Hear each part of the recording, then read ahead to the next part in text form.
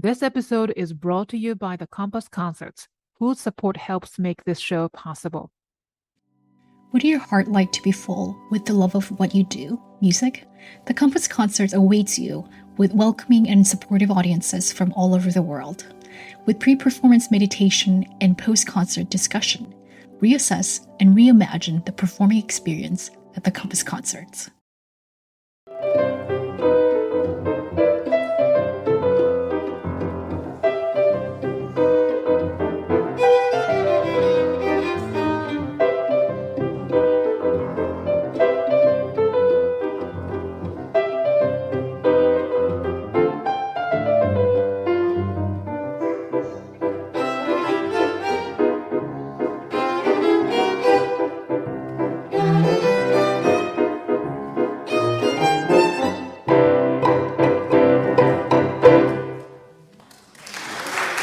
Welcome back to a new episode of the Piano Pod, everyone.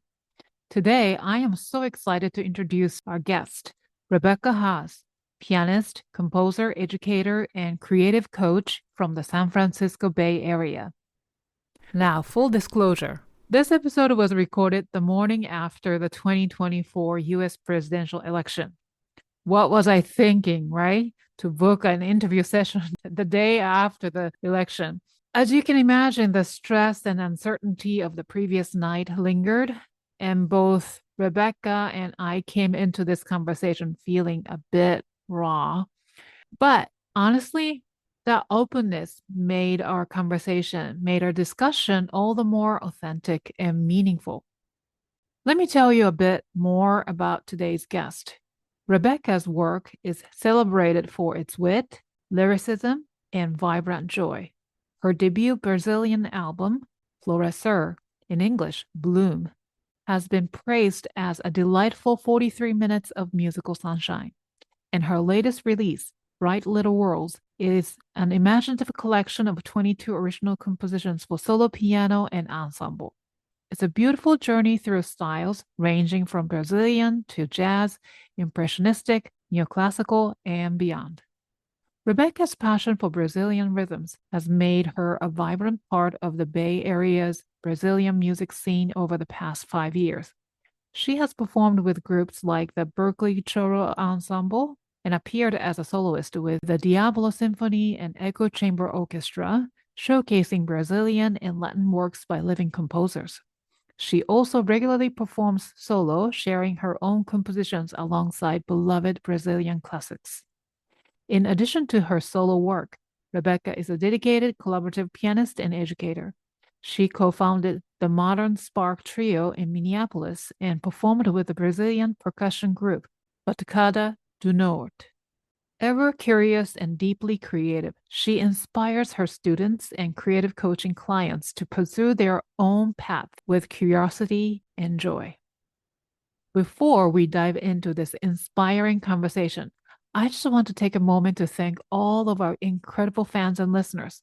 Your support keeps this show going. If you enjoy what you hear today, please take a moment to share this episode on your social media accounts and tag us at the Piano Pod. It really helps more people discover the show. And if you are new here, welcome. I am Yukimi Song, a classical pianist and educator based in New York City. Whether you are pursuing a career in music, working in the classical music industry, or simply passionate about the piano, this show is your backstage pass to the fascinating world of the piano. In each bi-weekly episode, we connect with extraordinary talents who are shaping the future of classical music. Our mission is to build a community that embraces fresh perspectives, ensuring classical music thrives in today's ever-changing world. Be sure to check out the Season 5 introductory episode to see what's ahead. And don't forget, you can catch up on previous seasons on your favorite podcast platforms or YouTube. So, today's episode, we will explore Rebecca's musical inspiration and passion for Brazilian rhythms, her journey from arranger to composer, insights on creative habits and building a sustainable practice, mental health and self-compassion for musicians and creatives, and practical advice for musicians and entrepreneurs. Now, let's dive into Rebecca's inspiring journey as a pianist, composer, educator, and entrepreneur. Please enjoy the show. You are listening to the Piano Pod, where we talk to the brightest minds in the industry about how they are bringing the piano into the future and thriving in a complex, ever-evolving world. Welcome to the Piano Pod, Rebecca. It's so wonderful to have you today. Thank you. I'm thrilled to be here today and talk with you. Thank you. I know you're joining from San Francisco Bay Area? Yeah, I'm in Berkeley in the East Bay. Okay, so must be so early. It's like 8:30 in the morning right now? Yeah, it's 8:30. I woke up early. It's okay. Thank you so much for waking up and joining. And, how are you doing this morning? I'm doing okay. Yeah, so folks, if you're for joining, it is November 6th right now, as we are recording this conversation the day after the 2024 presidential election. It's a time of reflection for all of us, and then perhaps a bit of uncertainty that we process what this result means to all of us. So in times like this, having creative voices like yours, Rebecca, feels really especially valuable. Yeah. And you bring so much depth to the music world, from your love for Brazilian rhythms to your unique approach to creative coaching. And I love your energy to carve out your own career path by wearing so many hats. You're being pianist, composer, creative coach, and advocate. So to start us off, let's say, well, we just met literally just now, right? So yeah, we don't even have to imagine, but let's say we're at the professional conference or something. And after a quick, introduction, I would say, hey, Rebecca, so tell me about yourself. So how would you describe yourself, blending everything you do professionally, personally, something unique about you into just a few sentences? That's always challenging when we wear so many hats. But I would say I'm a pianist, composer, educator, and creative coach. And I am the most passionate about Brazilian music, although I also play jazz and classical music and, have played other styles throughout my life. I'm a lover of variety. And above all, I consider myself a curious person. And I think that's what leads me to continue pursuing a creative career and just to be someone who enjoys life and, is always learning. And yeah, this is where the elevator pitch isn't so neat anymore, but I'm dedicated to curiosity. And I think that comes through in what I challenge myself to do, as well as the people that I work with. And above all, and I know this is one of your themes for this season, which I love, the theme that's really come through for me the most in the last few years is pursuing creative joy, because I've just realized that that's how we have longevity, both in this profession and just in life. We have to keep pursuing joy, and ultimately that's what's going to keep us going and continue to feed us. So absolutely. Well said. Thank you. So let's start by talking about you as a musician and composer. Your work radiates lyricism, wit, and joy, and much of it influenced by Brazilian music. So what is it about Brazilian music, and especially rhythms, that captivates you? I am originally from Japan. Although I'm Korean, I'm American. So in Japan, growing up, I was listening to Brazilian music a lot because there's like a cultural exchange happening between those two countries, right? Yeah. So I'm just Brazil has a huge Japanese population, which happened after World War II when people were fleeing from Europe. Yeah. And Japan. So tell me, where does this passion of Brazilian music come from? Did someone influence you or introduce you to the world of Brazilian music? Not specifically. I grew up doing band. I played flute when I was younger, and then percussion when I was a little older in high school. And I always played piano in the jazz bands in middle school and high school. And I don't think I really knew, like, this is Brazilian music and this is a thing that I like. But looking back through the things that I love the most, like as I studied jazz as a kid And then once I got into college, I realized that I had liked it for a long time. But what the turning point really was when I took this class. I went to Ithaca College in New York and studied music. And there was a class called Latin American Music. It was like a survey class for non majors. It was like one of those easy elective classes that people took. But I was like, no, this seems really cool. I want to learn more about this music. And half the class was about like mostly Cuban music and Caribbean music. And then half the class was about Brazilian music. And this was before we just had all the downloads to share. So like we actually had to go to the library and listen to the recording because it was like, this is the reserve and these are the ones you have to listen to for the class. So I would sit there in the library and I was supposed to listen to like track 1 on this album and track 5 on that one and whatever. And I just found myself wanting to sit there and listen to literally everything on all of the albums. And you know how it is when you get passionate about something, each thing you discover, you're like, oh, I love this musician. Who were they influenced by? Who did they play with? And then this web starts to open up and the rabbit hole just keeps getting deeper. That was a little over 20 years ago and there's still so much to learn. And yeah, I plan on continuing to learn about Brazilian music my whole life.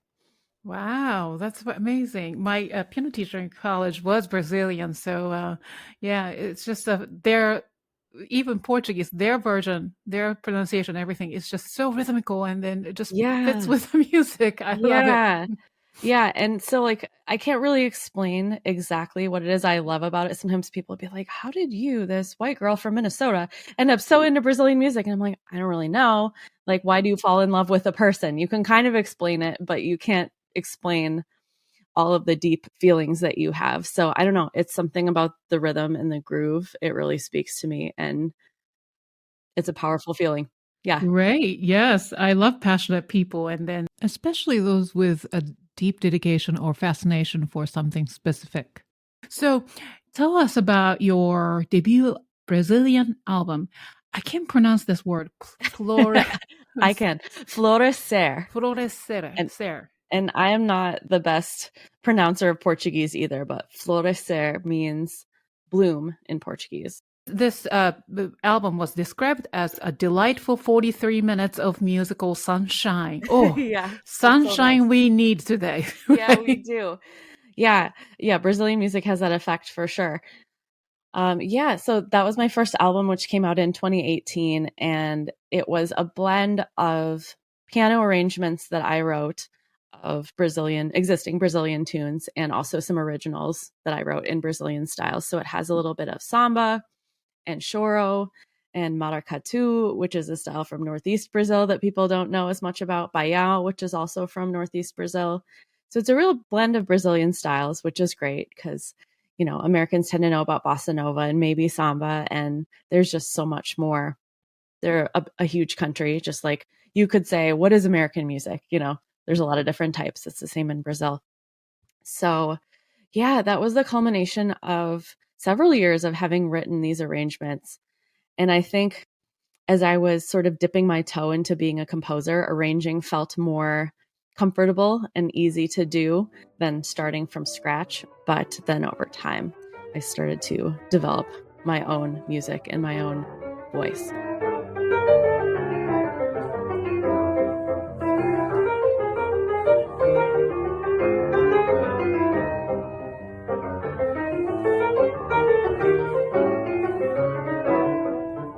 Yeah. You mentioned about different rhythms. Can you I yeah, I'm embarrassed to say I only know a few It's Brazilian okay. rhythms. So, yeah, if you can describe and explain to us the Yeah. differences. And I can probably even find a link to send you for the show notes too, Oh, so people can actually experience them with percussion and stuff like that. But yeah, so I'll start with choro because that one is the oldest. I always say choro is like the Brazilian equivalent of ragtime because it came about at the same time period, and it's the mixing of African rhythms with European harmonies to kind of really simplify it. And the difference, though, is ragtime is not a living art form anymore. I mean, people play ragtime, but it's been developed into different forms of jazz at this point. And choro is very much still a living art form. And there are choro clubs in Rio and Sao Paulo, and it continues to be innovated. So it doesn't sound as much like ragtime now, but there are a lot of those similar rhythms and stylistic elements in there. It's funny because choro means cry, and it's not a particularly melancholy type of music, but sometimes you do find those like minor harmonies, but then with a really fast tempo. And of course, like within any genre, there's fast and slow and different little variations too. So that's choro. And then samba is also a multifaceted thing. Like there are the samba schools that parade in Carnival, and you have many different percussion instruments involved, from bass drums to snare drums to what's called the tambourine, which is not a tambourine with jingles, but it's like a tiny, about this big, small drum with a head on it, and you play it with a plastic beater and flip it and do all kinds of cool rhythms. So there's that, and then there's samba pagode, which is like a party samba. People just like sit in a circle and sing these songs and play percussion together, and string instruments too for the harmonies. And then eventually bossa nova came along in the 60s, and that was like apartment samba, some people said, because like they couldn't be as loud. So it became this very quiet and understated form of music, and had influence from American jazz at the same time too. And then going to the Northeast, the bayou is a different type of rhythm that is more like bump, bum, bump, bum. So it's sort of like half of the clave. The clave is the rhythm that underpins a lot of Latin music. And bayou is accordion and zabumba, which is a bass drum, and triangle, or forró is another type of variation on that from that region. And then maracatu, which I also mentioned, is a carnival rhythm from Recife, or it looks like Recife when you spell it out. It starts with an R, but the city in Northeast Brazil. And that you can really hear the similarity to the African rhythms. It didn't evolve quite as much away from what things were when they left West Africa. So there might be more, you might hear more similarity there. So I just try to explain all this, and without hearing it, like I feel it really falls short, but that's just a little bit of info. Wow, you're really an expert. I never knew of those. And have you been to Brazil? No, and I need to. It's always the trouble of, I want to spend a lot of time if I'm going to go. I don't want to just spend a week there, and I never seem to have more than like a week to go away somewhere. I've learned from a lot of Brazilians, who most of whom come to this camp called California Brazil Camp, which is just a couple hours north of here in the Russian River area in Northern California. And I used to come to that camp from Minnesota because I found out about it from the drum group I was in there. And now I can just hop in the car and get there in 2 hours, which is very, very wonderful. That happens at the end of the summer each year for 2 weeks. And it's just this kind of immersion. You're in a redwood forest studying music and dance. You don't have cell service. So you're really just in it for a week. And it's a really beautiful place. And they bring in amazing teachers from Brazil. So I've gotten to study with a lot of great people that way. And the Bay Area has a really great Brazilian music scene. So a lot of artists come through here and, do things in the community here. Yeah. Oh, so that's it's a great place to be if you're a Brazilian music lover. Sure. Wonderful. And then a couple years later, pretty recently, you released another album. I did. Yes, it's called Bright Little Worlds. Yes. Yeah, I've been listening to this album all morning and even yesterday. Thank you. And it's just, it is a really great way to brighten my own little world today, especially, yes, takes listeners on a journey through 22 original compositions and Yeah, 21, I believe, piano solos. right. And then another one is the ensemble, That's right. which had a really Brazilian flair to it. Yes. Right? Yeah. And each piece has a unique title. For example, like What's Next? Yeah. Good day to be capybara. Oh, that's so Yes. cute. I like that piece actually. So cute. And a cold moon and so on. So can you share the inspiration and maybe the backstory of this album? Introduce us to some of the pieces in the album. Yeah. Like I was saying about the other album, it was the culmination of many years of writing things, as it often is. You don't see all the work, you just see when things happen. But I did these two challenges in 2017 that were 100-day projects of writing music. And the 100-day project is this global art project, and I had heard about it through Instagram, I don't know, sometime before that. And in 2017, I finally decided to do 100 days of composing. So I decided I would do 8 measures of composing each day. And that could be absolutely anything. I just had to sit down and do 8 measures. And there were days when I didn't want to do much. And I was like, I think I'm going to write in 2/4 with longer notes today or whatever, And then other times it was more involved. But it really didn't matter how much I was doing. It was the cumulative effect of continuing. So, like, some days I would sit down and I would start something new. Other days I'd be like, oh, I like that thing I did yesterday. I'm going to keep going with that. And that would continue for several days. A lot of interesting things came out of just having the discipline to do that. And then I did my own 100 days, not with the Global Art Project, later that year, because I was like, this is great. I want to keep up this habit. I found that this is something I can do and enjoy, even in the midst of a lot of busyness and actually a lot of burnout that year, which we can talk about later. But so the seeds of a lot of things had happened there.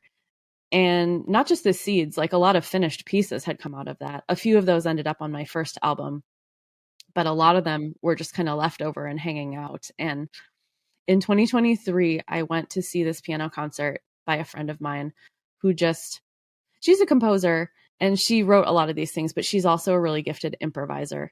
And so I just watched her do this whole concert of both improvisation and her own compositions. And it was just so imaginative. And something about that just made me go, I need to just release a piano album of all my stuff because it's just sitting around. It needs to see the light of day, and be recorded. And I don't want to just sit on all this music that I've written. And so, yeah, I began sifting through all of the things that I had. The 22 tracks was actually after narrowing things down. Like, there are more things.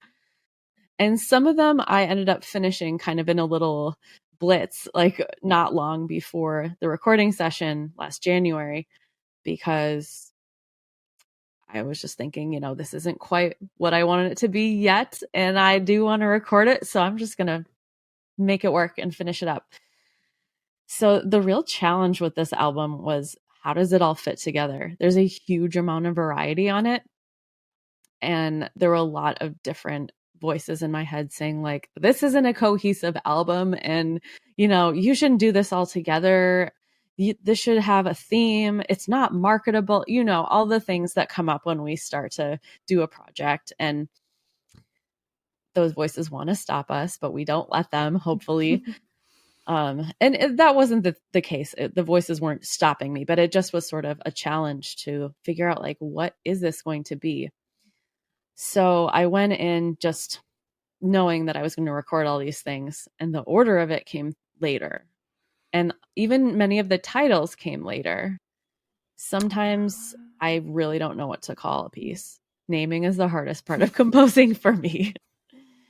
So I actually kind of surveyed some people on the internet about it because I crowdfunded it. So when I was crowdfunding and posting things, I was like, hey, like, does anybody have an idea for this? And some of those ideas came. I don't know if I used anyone's literal exact idea, but like that helped brainstorm a little bit.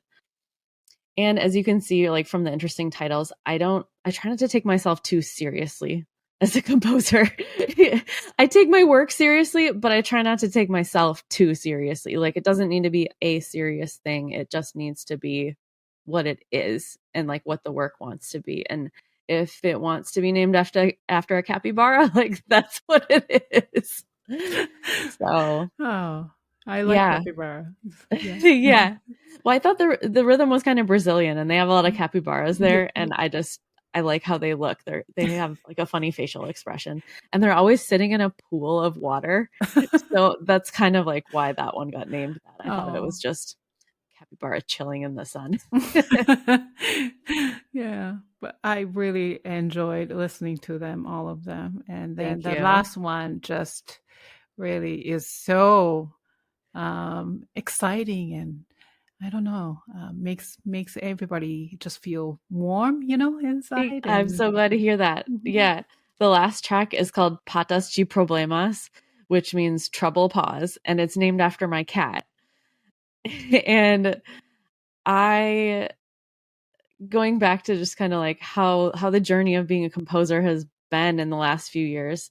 During the lockdown phase of COVID, I was rarely home alone, and I really value alone time for creating. So I felt like it was really difficult to compose for like that year or so after COVID lockdown happened. And once things were returning to normal, I don't know what that means, but like once things opened up and people got vaccinated and people were doing more normal activities, I also had moved to a different place. So that was sort of a turning point in like reclaiming my space and getting to figure out what it was to be a composer and a person in this era. And I had decided in 2022 that my word of the year was play. And unfortunately, we lost our old cat in February of that year. He was my relaxation mentor. And so I always joke that like I thought I was hiring for that position when we got a new cat, but that was not what happened. We got our new guy Suki, who is so playful and curious. And I was like, "Oh, of course. Like I decided this is my word of the year. He is exactly that." So he inspired that because he's just like his motto in life is like, I just go for it. I just have fun. I do whatever I want. And sometimes that gets him into a little bit of trouble. So I was trying to channel that spirit there, and I think it worked. Oh yeah, I loved it. It's just a wonderful way to end the album. Yeah. So congratulations. So Thank you. if I would like for my listeners to explore and listen to your albums, so where is a good place to go? They are streaming on all the major services. If you would like to support and buy an album, which is appreciated by all artists these days, you can go to my Bandcamp page, Mhm. which I'm sure will be listed in the show notes, or you can find Yes. it from my website too. Yes, I will. I Yeah, will but post that on the show notes. it's in all the places you would expect it to be online. So, Okay. I was listening through YouTube actually. YouTube also has the audio mhm. on. Yeah. Yeah, YouTube Hmm. does. Hmm. Yep. I read the story of your unique path to be a composer. You've literally created your own path, I think. And then, so it's impressive, and my lovely listeners can also appreciate and benefit from your story. Can you briefly share your journey to pursue this path? Yeah. I think I always kind of wanted to write music. Even when I was in high school, I really admired other musicians. And like I said, I did band and, was really passionate about many types of music. But I always was like, I just don't really know how to do this. I didn't have a lot of confidence in my abilities when I was younger. And so I like dipped my toe into it a couple of times. I took one composition class in high school, but it was called music theory and composition. We basically just sat in a computer lab and like either worked on theory lessons or wrote music. And there wasn't a lot of like playing it for other people or discussing it. So it was like, yeah, I got to do it a little bit, but that wasn't particularly influential. And then in college, I took another sort of intro to composition class. And again, I saw the composition majors and I was like, oh, I could never do that.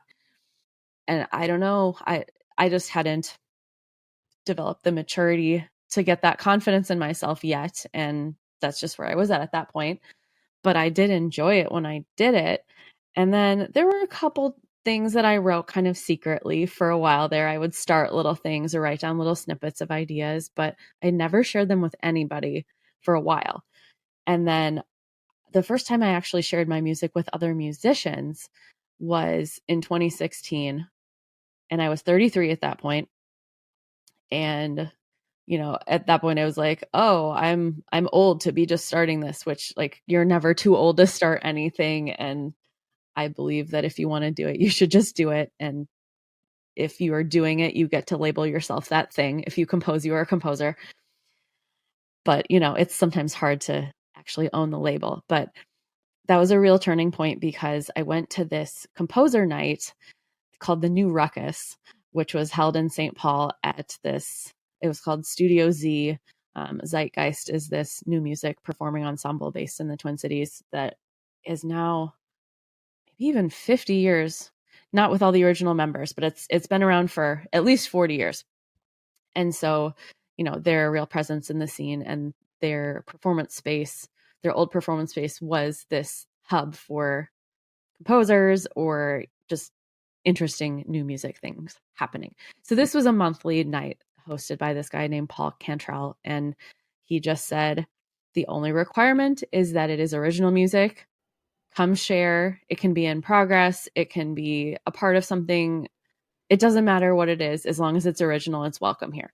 So I had played at one of those the previous year with my trio, and the cellist in my trio, Aaron Kerr, is a composer, and he has been a composer for years. And we were playing his work at that. So I was like, maybe I should try to play something. And the best way to make yourself do something is sometimes to create a deadline and say you'll do it publicly. So I signed up for a date for the New Ruckus, and I was like, okay, I'm doing it. I have to do this now. And I had a section of a Brazilian choro called Anelanche, which is the last track on my first album. It was just like the A section of it, or maybe the A and the B. I can't remember, but it wasn't the full piece yet. And then I had this other kind of quirky piece that ended up on the second album. And so I just shared like bits of both of those. And it was terrifying and so gratifying because I was received so warmly.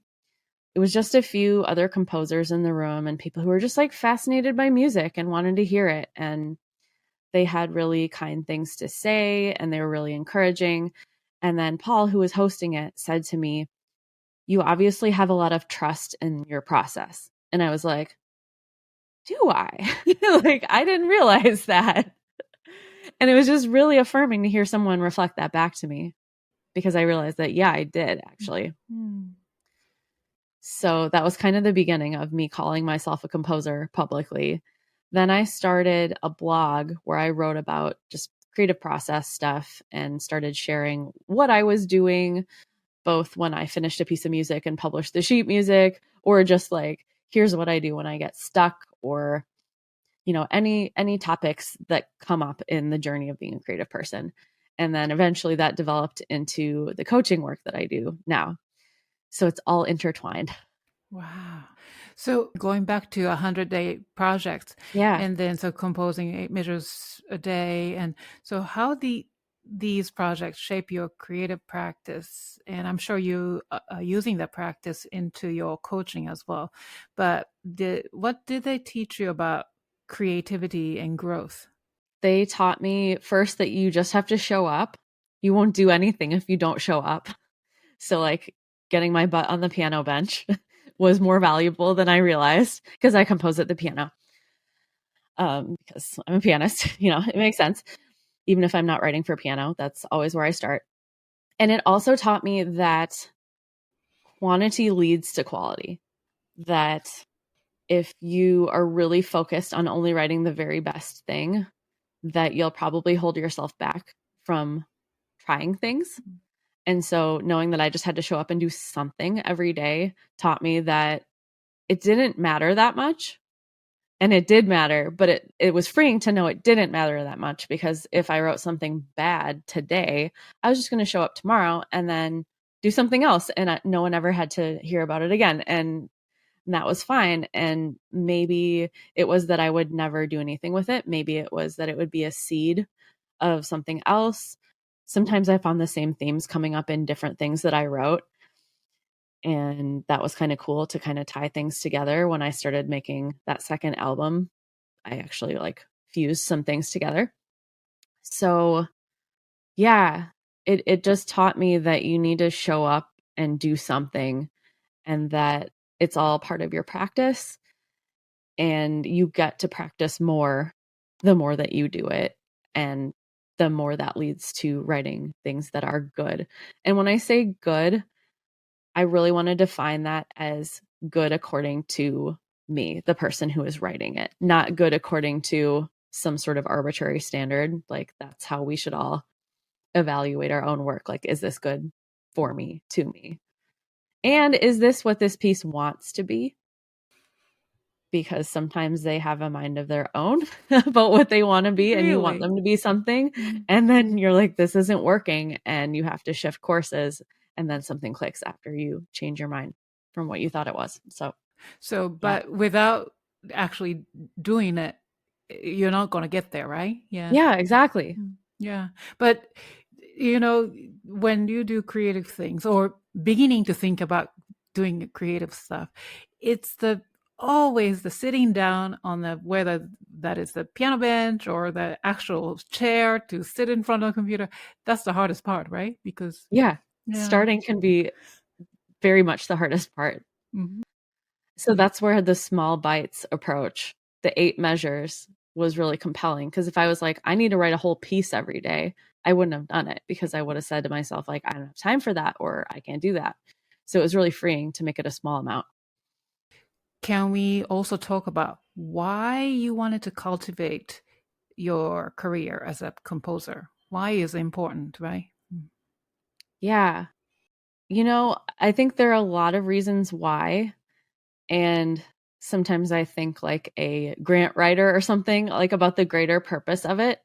But honestly, the most important why is I just feel like I have to do it to be well, to be okay.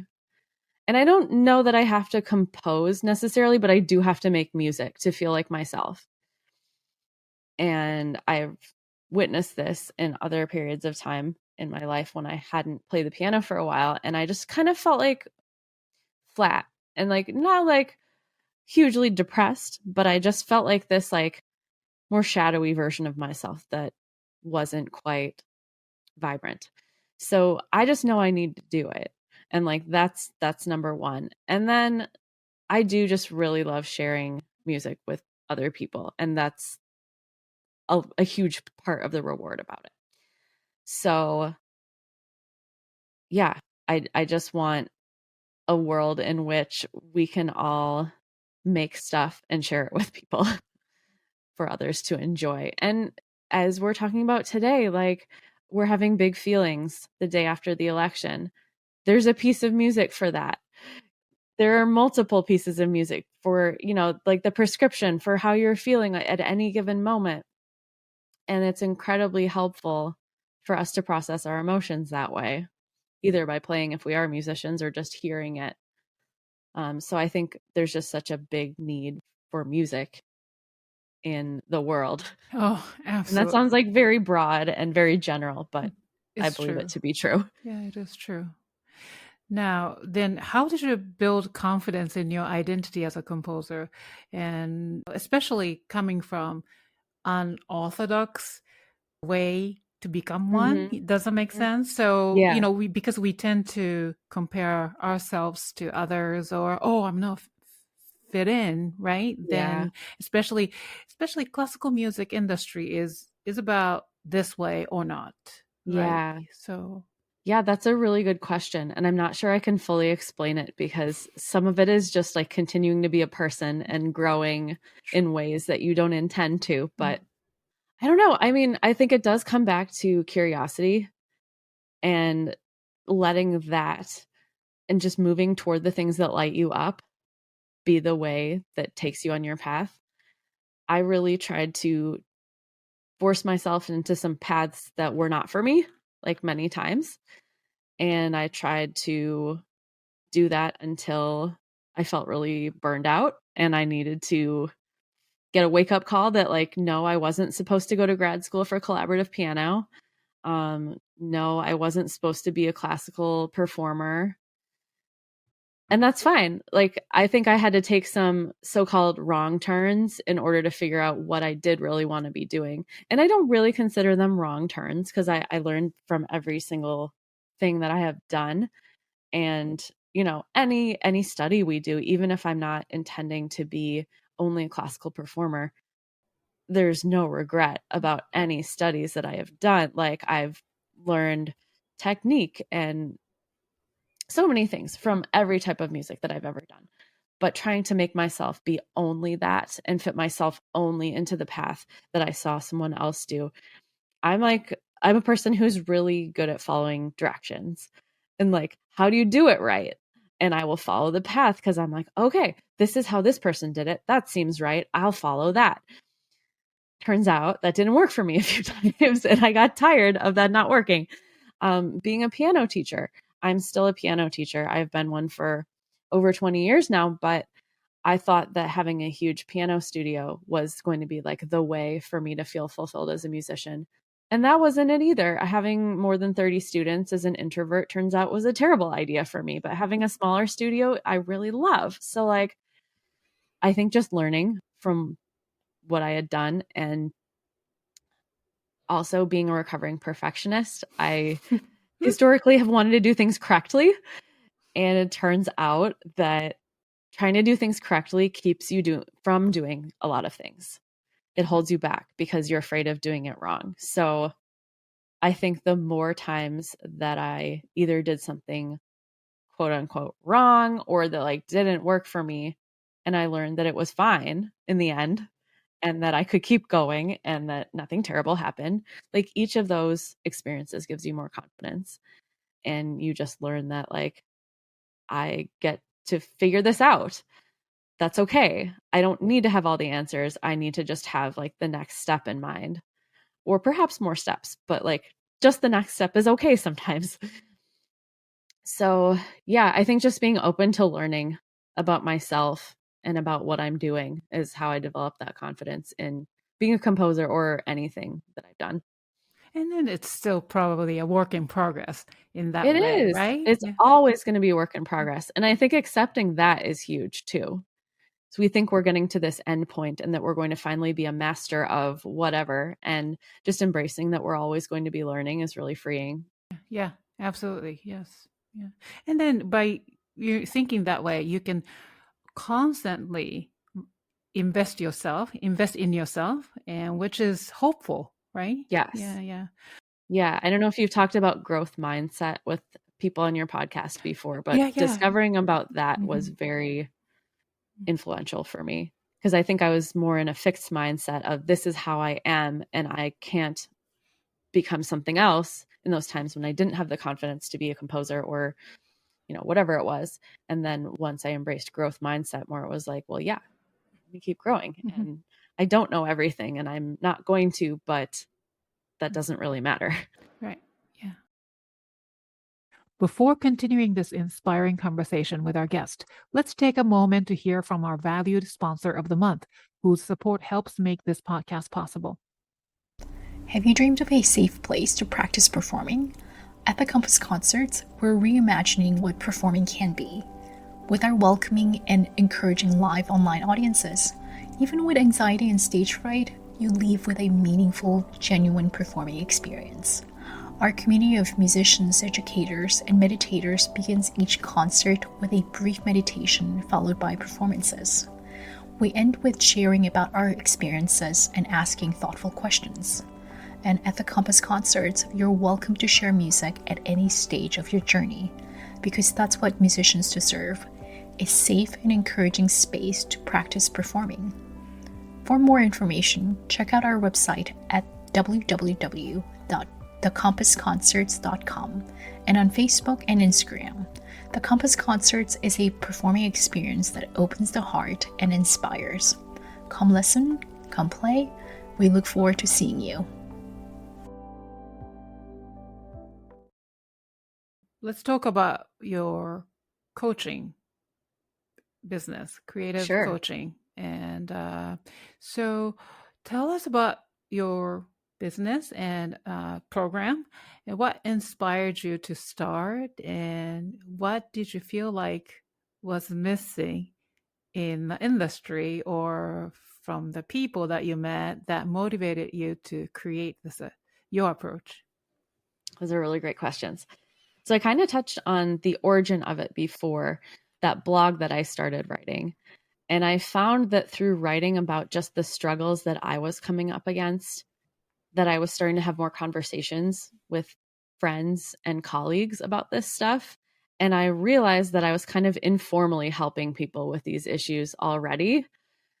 And it was just like a very small step to saying, like, oh, this is actually something I could offer as a formalized service.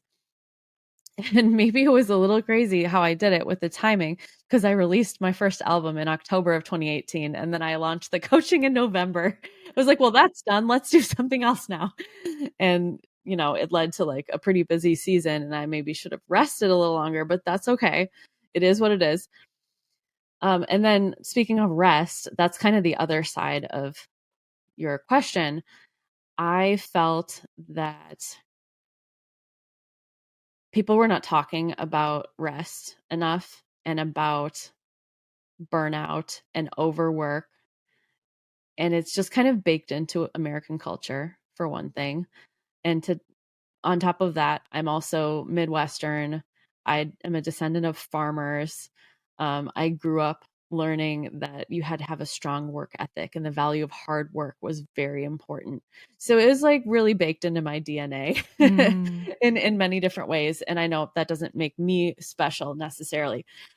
And it is the case for a lot of people. But I was just noticing that I had pushed myself into burnout many times because I felt like I always needed to be working. And then I started to learn the hard way that that wasn't working and that I could not do that. It like really took me down. I had a lot of struggle with anxiety a couple times over the last like 15 years or so. And it was bad enough that it really forced me to confront it. And it forced me to confront how I was living my life. Like I didn't exercise until the first time I had really bad anxiety. And I discovered that the best way to deal with it was to walk out the door, walk as fast as I could for as long as I needed to feel better, and then come back. And so that's like why I have a daily walk to this day, because things were really tough there for a while. So that got me passionate about talking about anxiety more, because I knew it wasn't just me.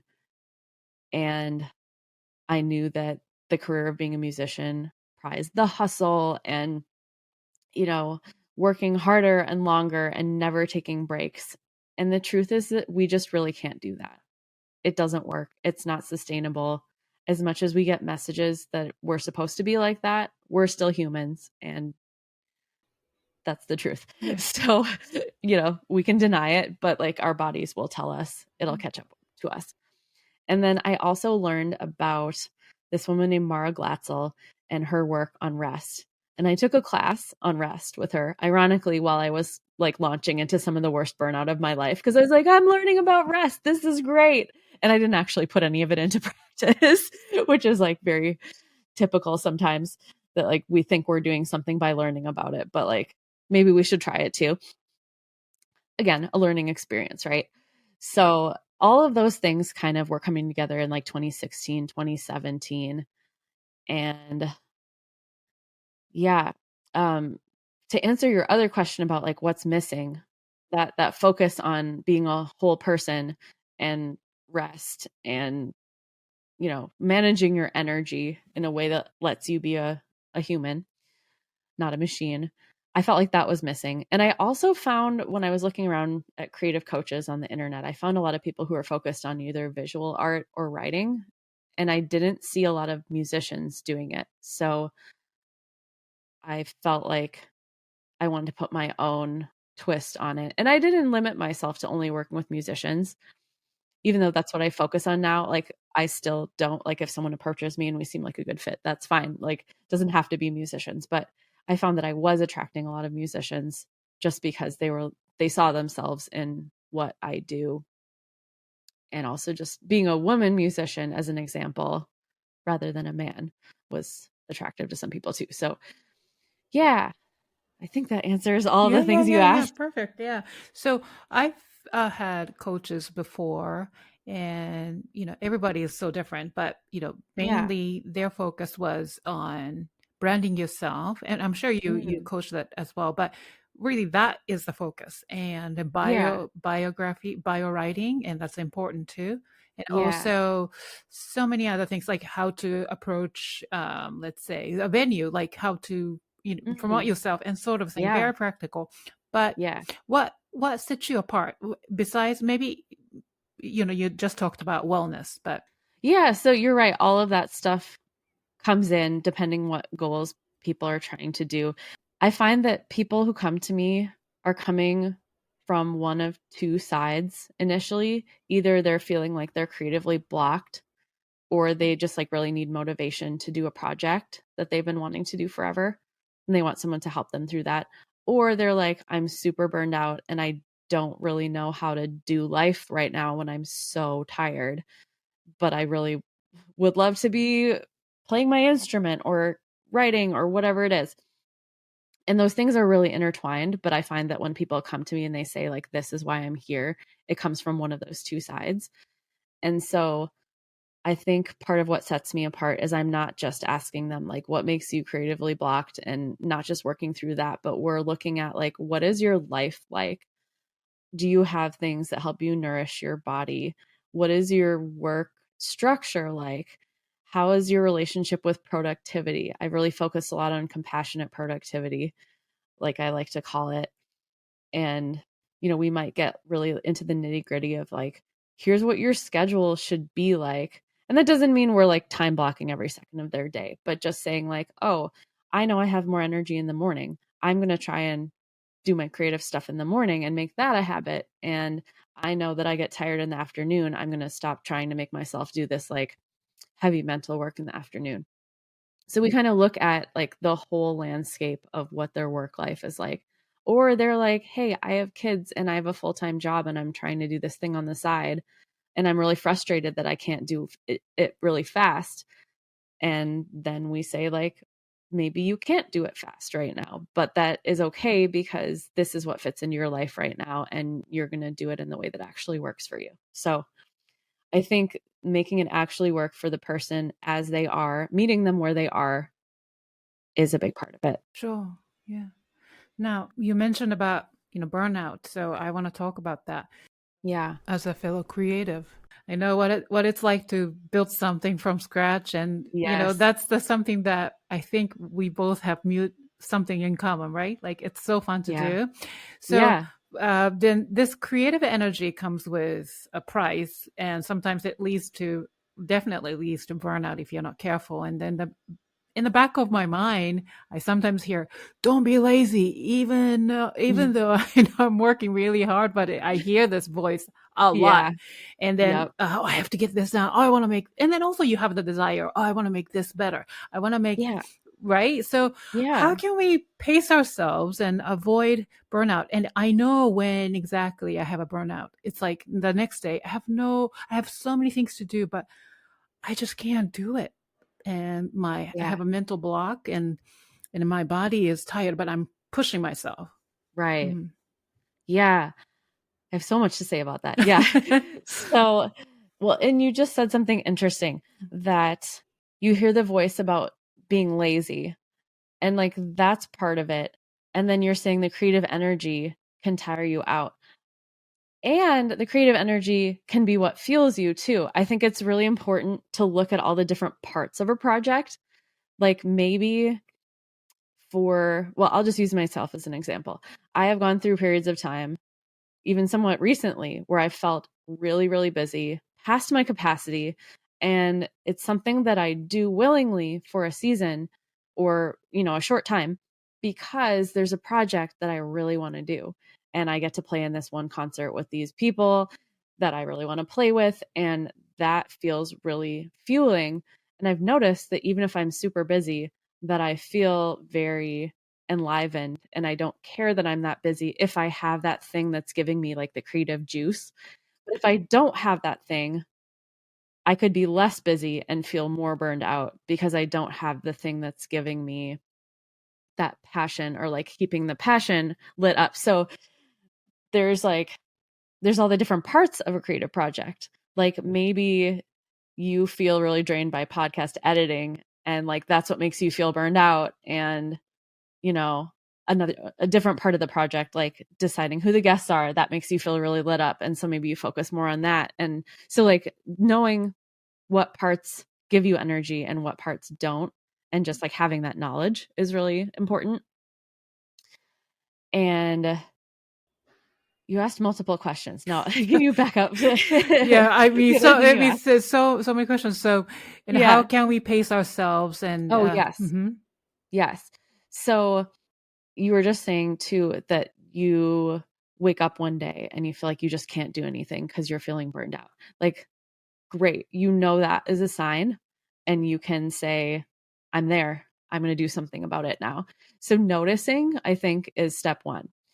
And then, so like we talk a lot about red flags, right? I also like to talk about the pink flags that are like those little signs that are kind of more subtle.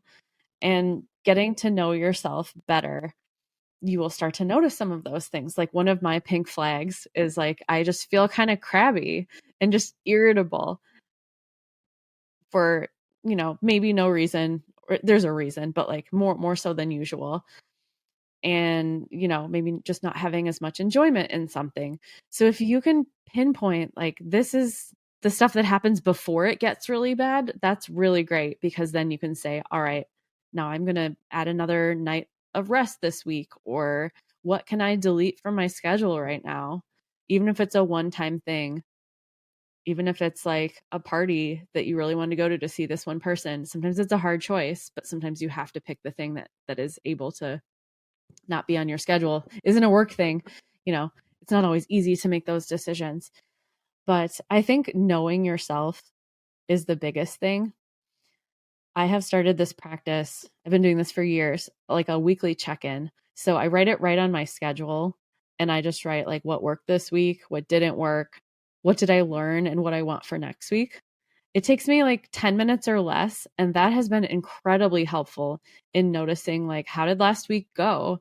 And if I'm like, wow, I felt really tired, I try to think about why, and then I can bring that into the future knowledge of how I treat myself and how I build my schedule and what I do. And then going back to what I said about the different parts of a creative project, even in just kind of a bigger level, knowing things that deplete your energy and things that really replenish your energy. Like if you're an extrovert and you're spending all your time at home, you might not be happy, and you might need a little bit more of that. Like maybe even though you work from home, you have a coffee date with a friend to work, and that makes you feel more lively. So just knowing that rest doesn't have to mean lying down. Rest can be anything that replenishes your energy. And that might be exercise, which seems counterintuitive, but I just kind of define it as anything that makes you feel more energized, even in a quiet energy sort of way. Yeah. Sorry, what? Nourishment to your body. Yeah. Nourishment, exactly. Yeah. Your body, your mind, any area. Yeah. So I think you're talking about self-compassion here, right? Yeah, Yeah. absolutely. Oh, that's a big thing. It Yeah. is. Why can we not love ourselves? It's such a struggle. And I'm, learning finally to do that. And then, like, whenever I'm so tired and then burning out, and then I hear this voice, negative voice, and say, hey, Yukimi, calm down. Yeah. Just love yourself and Yeah. just take it easy. But that's so hard to do. It is. Well, I think that's amazing that you've found that voice and been able to cultivate that, even if it can't happen all the time. Mhm. Just the fact that it ever happens is amazing. Yeah, it's a struggle, really. Like evil versus this angel, like like fighting together. But That's okay. I think that's very human. And I think another side of it, well, there's cultural things, of course, that lead us to be hard on ourselves. But also, our brains are always trying to protect us. And part of that is being self-critical, because we think if we criticize ourselves, it's not even conscious, but like if your brain is watching out for that threat and it criticizes you, so you don't do the thing that seems a little bit scary, that's protection in a way, right? But you can override that because like, that you're not actually going to get eaten by a tiger. It's not that kind of risk. It's just something that feels kind of uncomfortable. And then something that was introduced to me also is that sense of belonging in a community, in olden times, you needed to be part of your community to survive, because if you were cast out of the community, you wouldn't have food, you wouldn't have shelter. So these primal feelings are still inside us.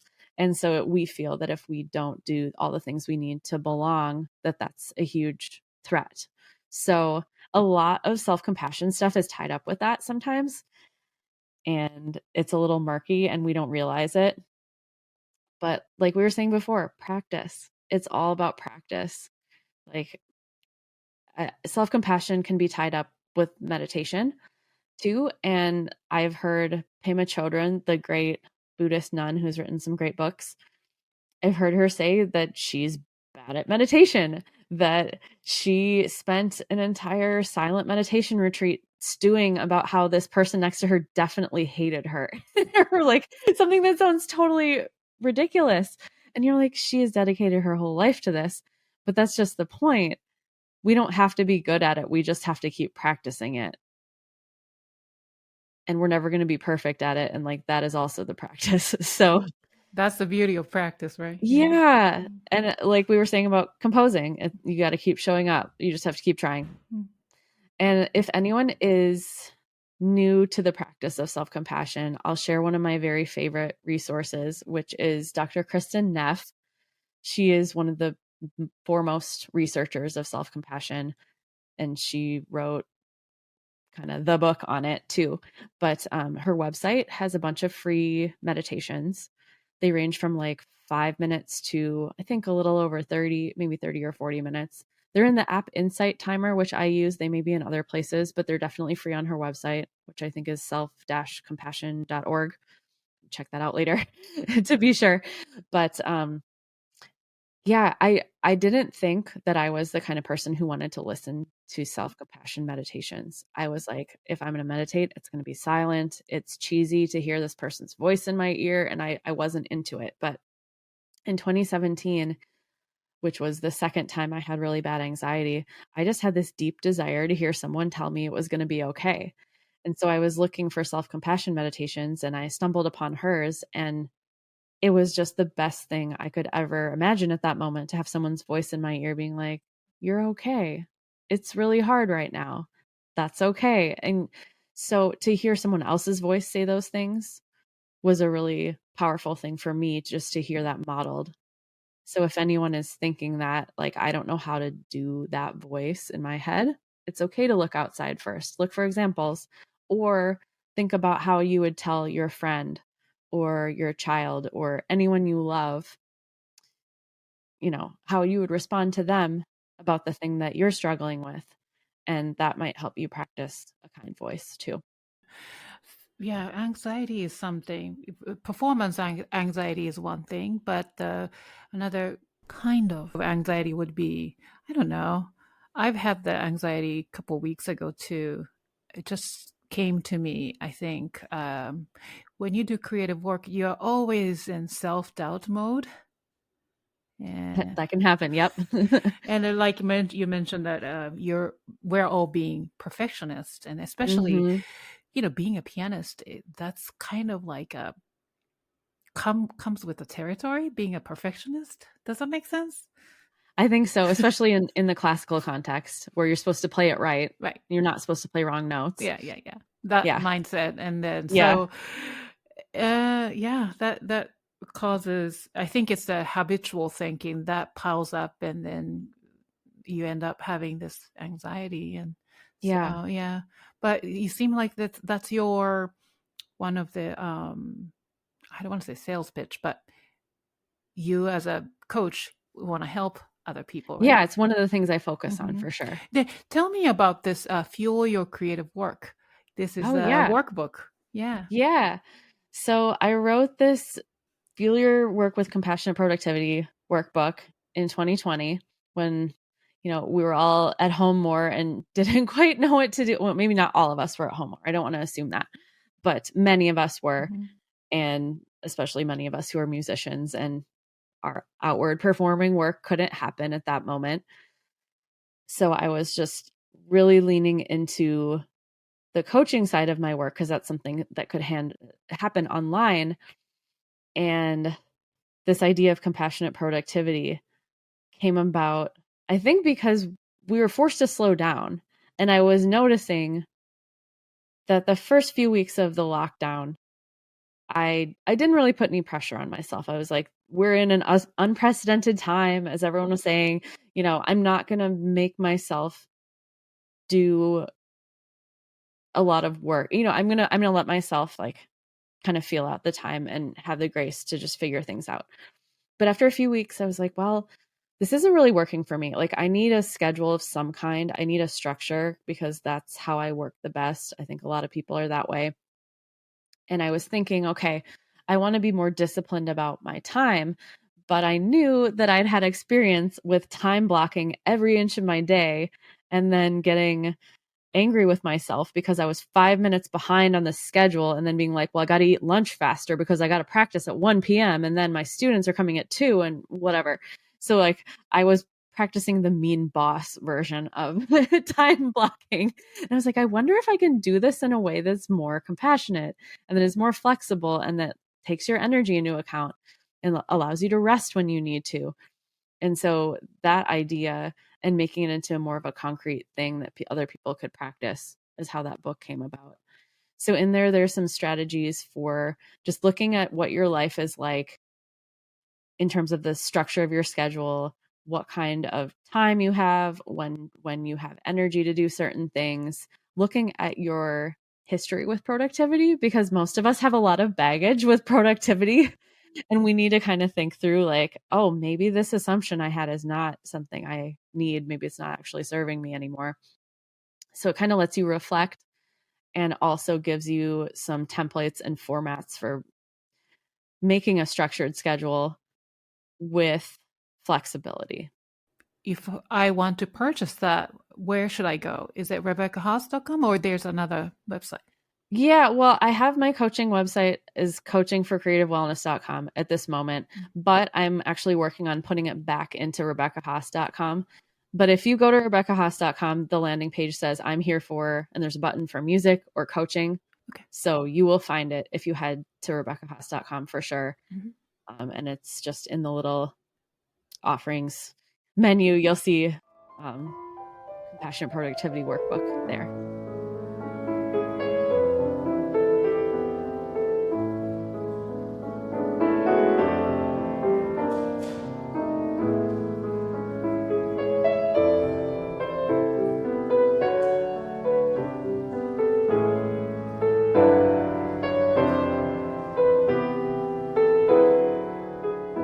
So far, we focus on a little bit more mental side or wholesomeness of your approach to coaching, but maybe we can talk about a little bit more practical sense.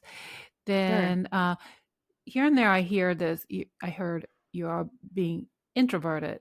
And then, so many of us are actually in this music industry. But, when I talk to people through this podcast, I also realize there are so many extroverted people too. Yeah. I thought we were a bunch of introverts, but it's not. There's a whole spectrum. Yeah, definitely. But I think no matter where you are on the spectrum, building community is something that is part of this whole deal, no? Yeah. But power of community and collaboration is something that I wish I was able to cultivate more in college. Nobody taught me. Me too. Yeah. So tell us more about this. How can people embrace their individual approach to build meaningful connections? It doesn't have to be, I'm more of an introverted as well. So I just don't want to go out and meet new people all the time. That's very exhausting because I'm constantly thinking how this person feels, and it's just a lot of stimulation. So how can I do this my own way? Yeah. I have lots of thoughts. Are you also a highly sensitive person? I think so. Yes. Me too. So that combo, it can be very draining. That's for sure. And I also just want to say about being an introvert, just in case people think that introverts are like unfriendly or antisocial people, that's not what it is. It's that we get drained from social interaction. I'm a very friendly introvert. And I just want to set the record straight that it's about where you get your energy, not whether you like people or not, Right. just in case anyone has ideas about that. So I think one thing about being an introvert and building community that is great about living in this day and age is we can do a lot of things online. And I find it much less draining to send someone like a DM on Instagram than I would to call a person or see them in real life.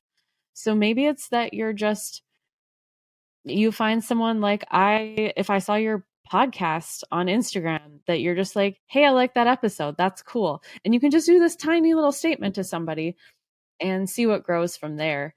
It doesn't have to be necessarily in person, and it can look like you want it to. I think that was one of the great lessons of the COVID lockdown era, is that we did learn to build community online in a different way.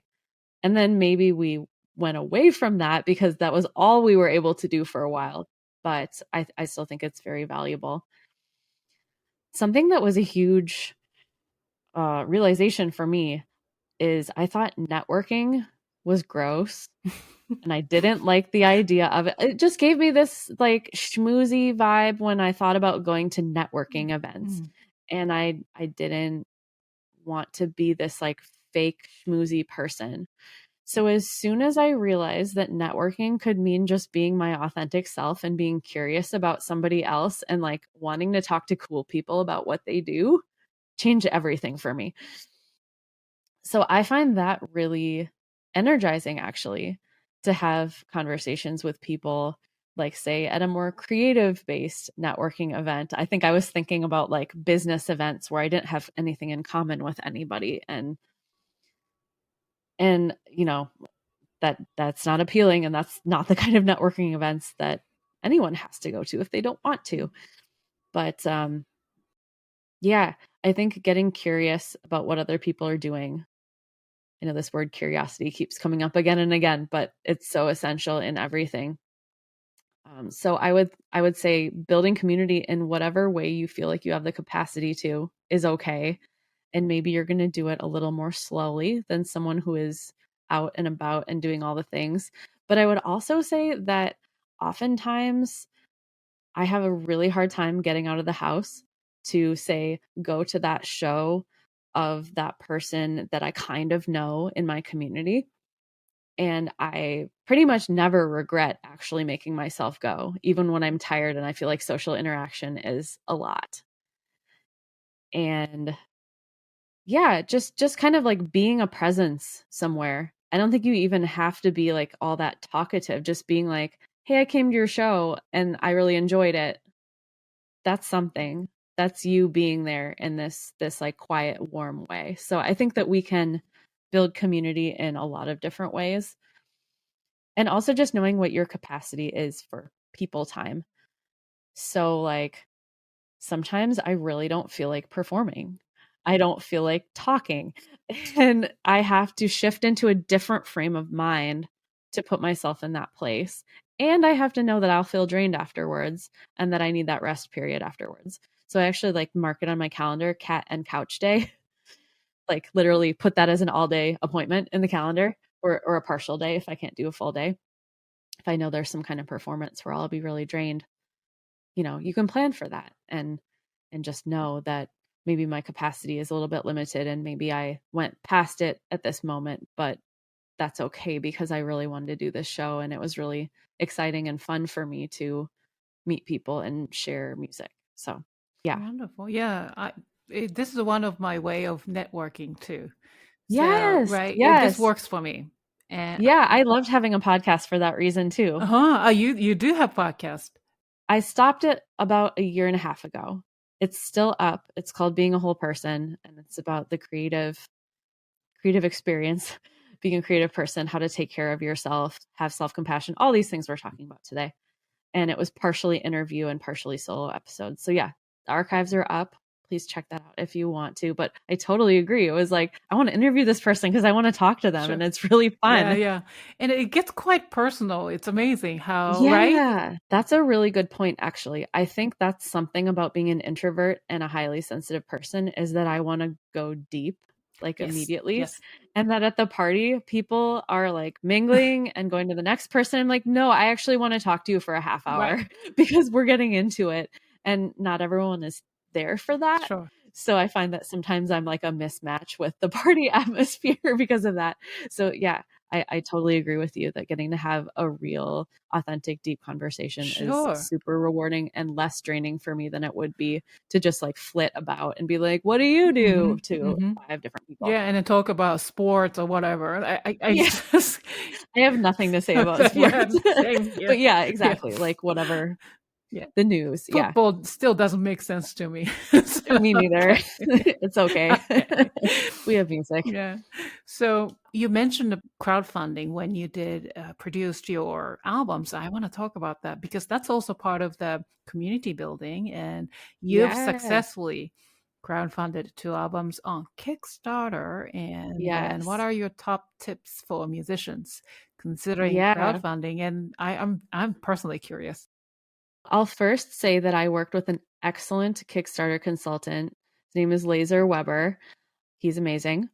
And I was introduced by a friend who had just crowdfunded before I did my first album. And I was very happy that that serendipitously worked out. And he helped me through the whole process the first time. And then the second time, I just felt like I needed like one sort of planning call to figure things out. And I kind of knew what to do. So shout out to Laser. Highly recommend his help if you need that. I would say the top tip that I have is don't be afraid to bug people, Hmm. or you can be afraid to bug people, but do it anyway, I guess. Just know that you're going to feel like you're bugging people and that you're incessantly talking about this and that you're being the worst, most annoying person, but people don't see at least half of what you post. So they're not annoyed by it. And if they are seeing more of it, they're the people who are like already interacting with your stuff more and they like you a lot and they're happy to see your stuff. And that if they are not happy to see it, they're welcome to unfollow you or scroll on by, and you're doing your thing because it's important to you and you want to share it with people, and being really clear in why you're doing it, that will really help you get through what is a difficult process. And then the other thing that I didn't know until I started crowdfunding and launching things is be prepared for the middle of the campaign to be really quiet. There's going to be a surge at the beginning and a surge at the end for the last minute folks, but the middle is going to be quiet and you're going to think that everything is going terribly because nothing is happening at that moment, but it's like the life cycle of the thing. And you Interesting. have to take heart that it's not over just because there's a lull in the middle. And like maybe you do need to do other things to get more support, but like there is a natural curve to it and that all is not lost if it's kind of quiet in the middle. So, speaking of all these skills, like, basically schools don't teach you these things, right? From No. community building, crowdfunding, and essential business skills. I learned nothing in school about business skills. Nothing. Yeah. Yeah. So, how did you prepare yourself? And such a self-driven career. I think I just had to learn as I went because I learned that, okay, I want to fund this album. I need to do something to fund it. And okay, I'll learn how to do this. I like learning how to do new things. I think that's part of it. I really enjoy the process of learning. So, like, learning a new software platform to, I don't know, like figure out how to do this one thing on my website or whatever. I like that kind of thing. So, I think that's part of it. And I also am a big researcher. I just really like researching and seeking out information. So I think my personality suits myself to this a lot. I've had friends say that they always like come away with at least one resource when we hang out. Cause I'll be like, oh, did you know about this podcast? Did you know about this one thing? Cause I'm just excited to share information. But yeah, I sometimes I'm like, I don't know how to answer that because I was in school from 2001 to 2005 and I didn't know anything about marketing and I didn't learn anything about marketing. But if I had, none of that would be, maybe not none of that, but a lot of it would not apply anymore because none of these social media platforms, like things have changed so much in the world of the online world and marketing since then. that I would have had to learn more, even if I had learned things about business and marketing in school. But yeah, keep learning, I guess, is it. And see if you can get help with the things that you find draining. Like if social media marketing is draining and that's something that's important for your business, like see if you can get help with it somehow or simplify it.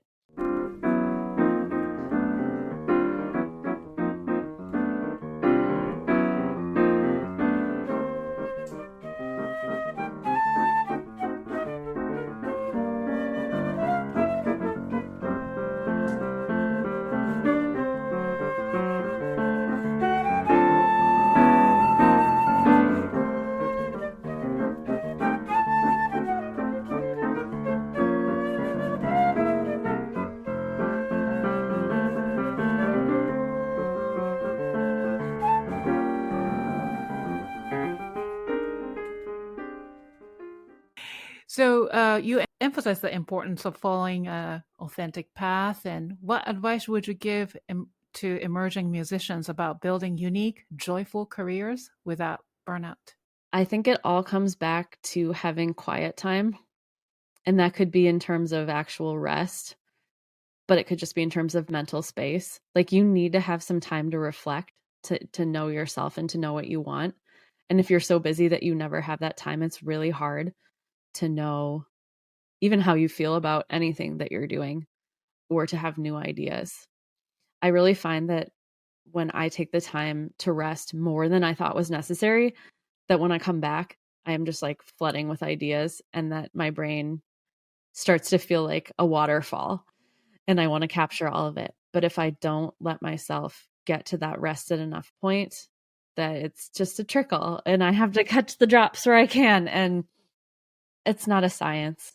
Like the science of ideas coming out, we can't totally predict all of that, but I would say having that space to reflect on what you want and what you think is important and just what you're curious about and what you want to do is the most important.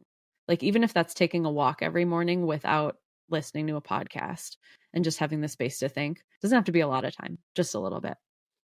Then now, every artist explores their sense of purpose at some point after having this years, more than 10 years of strict and intense training for classical musicians, especially. Mm-hmm.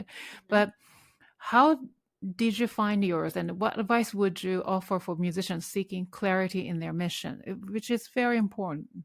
Yeah. I think asking yourself good questions rather than expecting yourself to have all the answers. There's that quote from the poet Rilke that's like, one day you will live your way into the answer. Like, live the questions now. One day you'll live your way into the answer. And I think that's so true for younger people as well as older people. Like, we're always going to be pondering these deep philosophical things and our sense of purpose in our career, and it's going to evolve. And I think that's something that we have to contend with as well. Like, you might have a turning point where you're like, wow, the thing that fueled me for the last 10 years is not anymore and I need to shift, and that's fine too. It doesn't mean something's wrong. Yeah, I think just staying connected with your purpose and having that quiet time I was just talking about to reflect also helps you stay connected to why you're doing what you're doing. Yeah, but for some people, self reflection is the hardest thing yeah, right, Yeah, yeah, it can because be. you really have to be in touch with yourself, Yeah, true to yourself, which is a very courageous thing to do. it Mm. is, especially when we expect ourselves to have the answers and we feel that we're failing if we don't have the answers. So I guess that's part of the practice too, is just embracing that, like, you might not have the answers. And where can you get curious about what the answers might be instead of being like, I am required to figure this out today or next week or whenever. Or try to match with some sort of expectations, right? And Yes. then you really Yes. want to be that, but you're not. You're not. Yeah. Mm-hmm. You're you. Mm-hmm. Yeah. Yeah. Yeah, that takes also courage and sometimes maybe help from other people, like Yeah. And community. life experience. Hmm. Right. Yeah. We're not fully formed when we graduate from college. Oh, no, not at all. Yeah. Or ever, probably. Yeah. So Mm. that's fine. Yeah.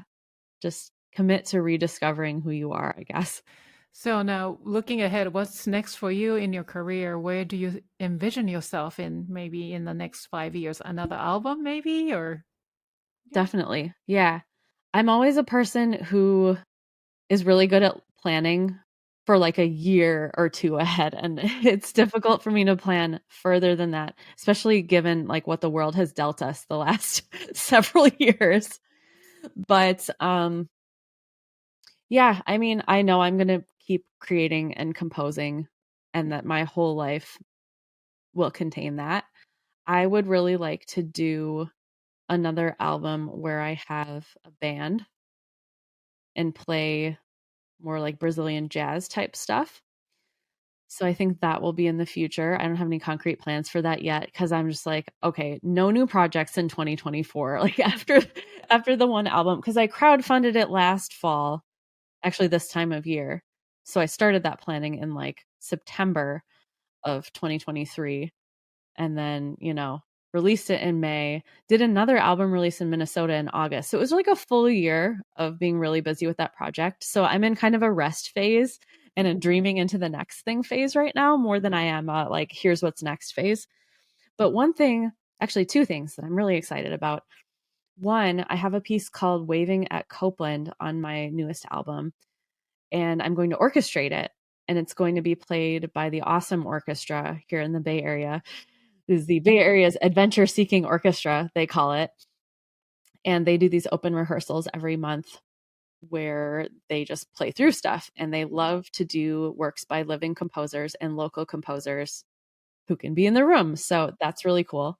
I'm going to do that. I'm not sure when, but sometime in 2025. And I've never orchestrated full orchestration before, so that's going to be a fun new challenge. Yeah. Yeah. And the other thing I'm really excited about is I'm forming a women's composer collective with a couple friends of mine. And it's starting here in the Bay Area, but we hope that it will be much bigger eventually. It's just kind of in the starting phases, but I'm super excited about that because anytime I can promote women composers who can be in the room with you, who are alive right now doing the work, like I'm really excited about that. So, Sure. Yeah. yeah. And just curious, is any of your work available like as a score online? Yeah. Yeah. Oh, that's another project. Actually, I should mention that. Okay. I need to publish all the music. I did it as one of the rewards for the Kickstarter for this latest album, but I know that maybe needs a teeny bit more editing before I can totally publish it. But I am going to publish all the sheet music. And I do have some sheet music from, actually, there's a couple of pieces that are on that album because I was publishing a piece per month when I was doing the 100-day project.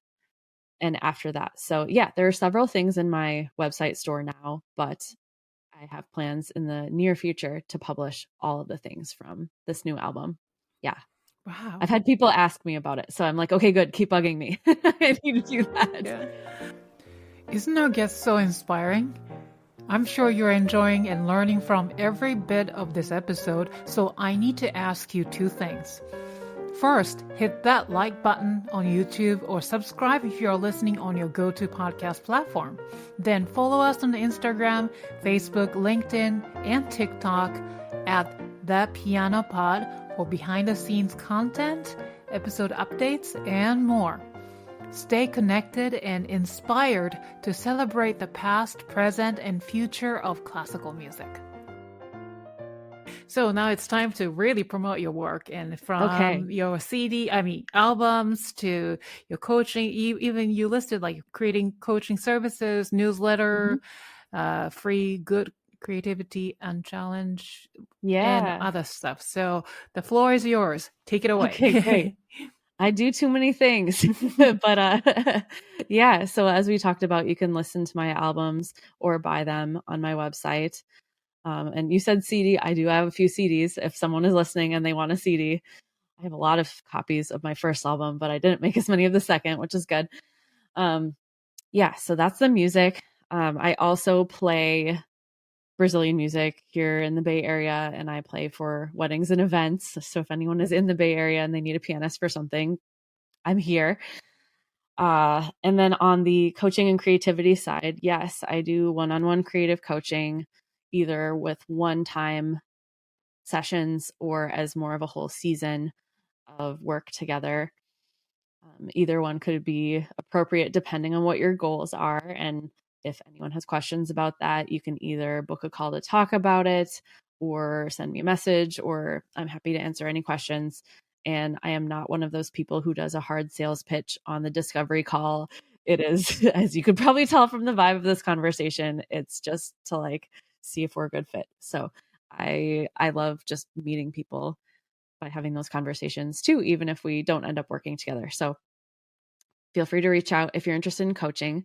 And then, yes, I write a newsletter about creative issues, creative stuff, how to take care of yourself as a creative person.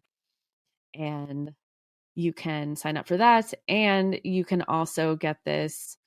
It's called the Feel Good Creativity Unchallenge, which I created during 2020 when we all needed just like a little bit of levity and fun. And I was hearing a lot of musicians at that time say, like, I better create my best work. I have all the time in the world. And they were just making it a huge pressure opportunity. I'm like, yeah, but you're also like enduring a global crisis. I think that's kind of taking up some mental energy. It's okay. So I got really focused on just creating for fun, and the bite size creating obviously has been successful for me. And that was really helpful for a lot of people. So that's like a 5-day series of emails where you get a prompt each day that is about the creative side and about the wellness side. And that's on my website. And I'm sure you will link to that too. Great. So for our listeners, please go to RebeccaHaas.com to learn more Yes. about Rebecca's music updates and also her coaching programs as well. Yeah. All right. So this has been such a fun and inspirational conversation, Yeah. Rebecca. I appreciate you for really, once again, for being here, and I'm enjoying every bit of conversation today. So, Me too. but before I let you go, we have one more thing to do, which is the Yeah. Piano Pot Rapid Fire questions, All where right. I ask fun questions to each guest, and then I just want you to answer them as with the shortest responses as possible. No Okay. I'll try. explanation is necessary. Okay. Try it. All right. So level 1, what is your comfort food? Right now, I think it's chocolate. Okay. How do you like your coffee in the morning? I do not drink coffee because I can't handle caffeine. Oh, So yeah. no. Okay. Green tea sometimes. Great. Cats or dogs? Cats. But I like both. Sunrise or sunset? Sunset, I guess I see more often, although I'm a morning person. Summer or winter? Now that I live in the Bay Area, winter. In Minnesota, I would have said summer. Or actually spring or fall. We Yeah, can answer that. I know. Everybody says that. All right. What skill have you always wanted to learn but haven't had a chance to? Probably playing a string instrument. Yeah. What is your word or words to live by? That's a hard, rapid one, but be curious, love yourself and others. Great. Now, what is the most important quality you look for in other people? Kindness. Name 3 people who inspire you, living or dead. Only 3. Oh my goodness. Just whoever pops in your head. Okay. Bobby McFerrin, Mara Glatzel, who I mentioned earlier, and Ruth Bader Ginsburg. Ah, good one. Yes, we miss her. Name 1 piece in your current playlist. Oh, I'm so curious. I'll list one that I'm listening to and playing. It's called Marble Maze by Carrie Politzer. She's an awesome pianist in Portland, jazz pianist, who I just met when she did a show here. And I was like, that Brazilian choro you wrote was awesome. And she's like, oh, I'll give you the chart. Let me go get it for you. So I've been really enjoying playing that one myself and also listening to her play it. Wow, I need to listen to that. Well, thank you for introducing me. Okay, great. Now, last question. Fill in the blank. Music is blank. Life. Wonderful. Yay. So that wraps up this episode of the Piano Pod. Thank you, Rebecca, for joining today and then sharing your stories, insights, and expertise. Once again, to our wonderful audience, you can learn more about Rebecca and her amazing work through her website at rebeccahaas.com. And thank you to our faithful fans and listeners for tuning in. If you enjoyed today's episode, please rate, review it on your go-to podcast platform. And please remember to hit that thumbs up button and subscribe to the Piano Pod's YouTube channel. Follow the Piano Pod on social media to get the latest piano news. I will see you for the next episode of the Piano Pod. Thank you once again, Rebecca. Thank you for having me. It was so wonderful. Oh, thank you. Bye, everyone.